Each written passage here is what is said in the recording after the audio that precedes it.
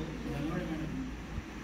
आपल्या विद्यालयाच्या मुख्याध्यापिका भोसले मॅडम, माझ्या ज्येष्ठ सहकारी अनुप्रिया मॅडम आणि बाकीचे सर्व सहकारी आणि तुम्ही सर्व विद्यार्थी मित्र.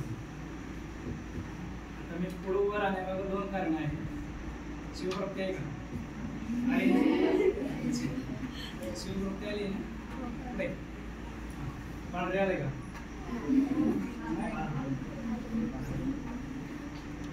हे दोनच नाही तर बरेच जण असे असतील की माझा ओरडा खाल्ला असतील,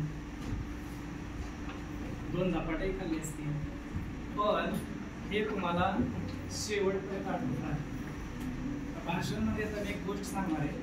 आजपर्यंत बऱ्याच गोष्टी तुम्ही ऐकलेल्या आहेत, पण आज एक अशी गोष्ट आहे की कोणाला उद्देशून नाही. तुम्ही सगळे कोणी मुलं आहात. आमच्या शाळेचं नक्कीच नाव उज्ज्वल करणार आहात.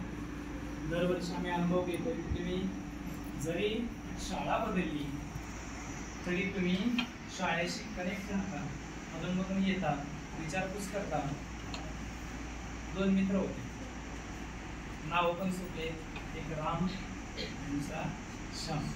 एका गल्लीत राहणारे, एका गावात राहणारे, एका वर्गात शिकणारे, शेजारी राहणारे दोन मित्र. फरक एकच, म्हणजे नावच.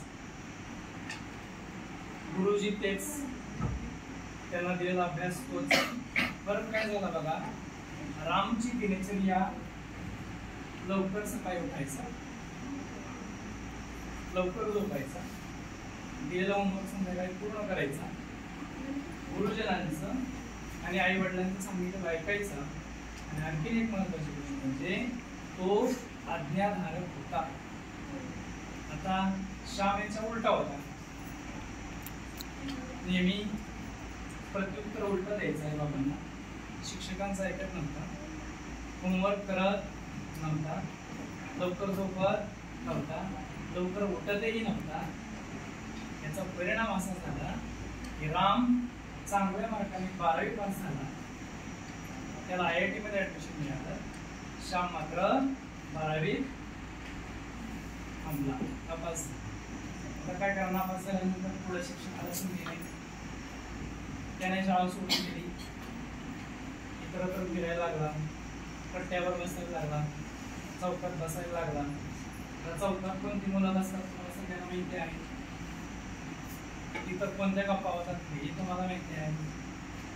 तो याच गोष्टींमध्ये रमला. मात्र राम IIT मध्ये गेला, चांगल्या पद्धतीने शिक्षण घेतलं. 4 वर्षामध्ये त्याला कॉलेजमध्ये सुद्धा पहिला क्रमांक मिळवला. त्याला जगभरातल्या नामांकित कंपन्यांच्या ऑफर आल्या, पण त्याने एक कंपनी निवडली आणि ती कंपनी निवडून त्या ठिकाणी नोकरीला गेला. 5 वर्षाच्या काळात तो परदेशातून परत आला. त्याच गावामध्ये त्यांनी गेट टुगेदर घेतलं. त्यांचे गुरुजी आता जसे पुढे बसले तसे बसले. आणि त्या क्षणी जेव्हा प्रत्येक जण स्वतः मिळवलेले यश किंवा आता काय करतोय हे सांगताना सगळ्यांना अभिमान वाटला. श्याम सोडून कोणी सांगितलं इंजिनियर झालो, डॉक्टर झालो. आणि रामचं जास्त कौतुक झालं, कारण त्याने त्याच्या गावाचं नाव, त्याच्या शाळेचं नाव, आई वडिलांचं नाव मोठं केलेलं होतं. श्याम मात्र जेव्हा त्याची वेळ आली तेव्हा त्याला बोलायला नको वाटलं. त्याने आपलं मनोबत व्यक्त केलं नाही. कारण तो काय करत होता माहितीये? भंगारचा व्यवसाय करत होता. व्यवसाय कुठलाही प्रियम नाही.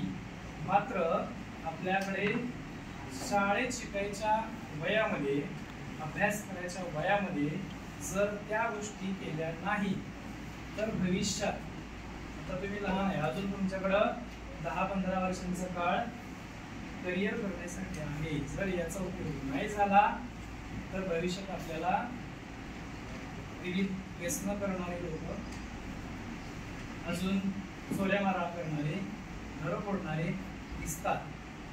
नाण्याला 2च बाजू, एक आहे चांगली, दुसरे आहे वाईट. छापा काटा. सेम त्या पद्धतीनं चांगल्या कामात व्यस्त राहील, अशा कामामध्ये जाणार नाही. तुम्हाला 10 वर्षानंतर कुठं पाहायचंय हे तुम्ही ठरवा. राम व्हायचंय की श्याम व्हायचंय. आणि कदाचित आणखी 10 वर्षानंतर आपण असंच भेटूया, तेव्हा मात्र श्याम आपल्यापैकी कुणीही असणार नाही. त्या शाळेचं नाव मगाशी कान्हे मॅडमने उल्लेख केला.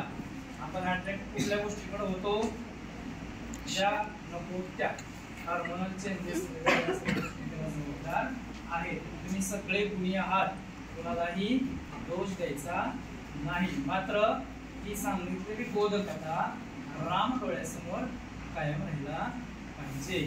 अजून जर आमच्यापैकी कुणी जर तुम्हाला रागवलं असेल, फटके दिले असतील, तरी तुमच्या भल्यासाठी आमच्या मनात तो हेतू नाही.